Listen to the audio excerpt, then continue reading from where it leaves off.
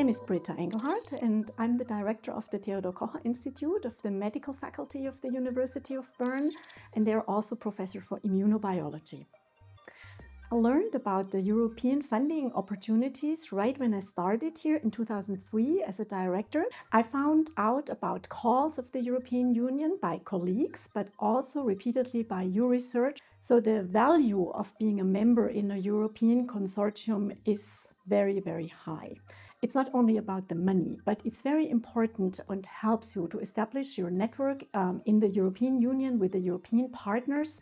So you know them as a younger colleague, you get a standing, you're known, and people will then start to seek your advice. And it's also very good for your lab members who can then exchange between the different countries and the different institutions without already leaving for a full year or 2 years. So just a short stay. So the secondments, as they're called, are highly valuable. So I came from multiple sclerosis research, and our main focus is to study immune cell trafficking into the central nervous system. And because of this expertise, we were invited to participate in the European Stroke Network.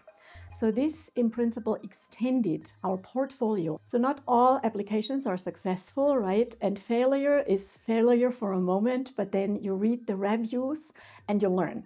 And we always reapplied. So when there is the opportunity that you can go back the next year, we always tried the next year, and then not always, but very often we then were successful. My advice to early researchers applying to the EU is don't even think about coordinating a large integrating project.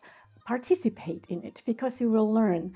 And if you apply for the ERC, get help from senior researchers. And then if we are here at the University of Bern, get help from the grants office. If you want to apply for an educational network or a large integrating network, it's not the network who's writing the grant. You have the full grant in your head, so to speak. You have the full idea. You know exactly the people, which expertise you have to bring in, and you are writing that grant. You give tasks to your colleagues, but you're writing. And with the ERC, I think there the same thing applies. I mean, there you write your own project, but you have to be at the same level. You have to have a crystal clear idea, and it has to be very bold and groundbreaking. Otherwise, you will fail. So the Euresearch network has supported us specifically over the years, as I mentioned in the beginning, in a fantastic manner. They introduced themselves to me. I didn't know when I started here that they exist.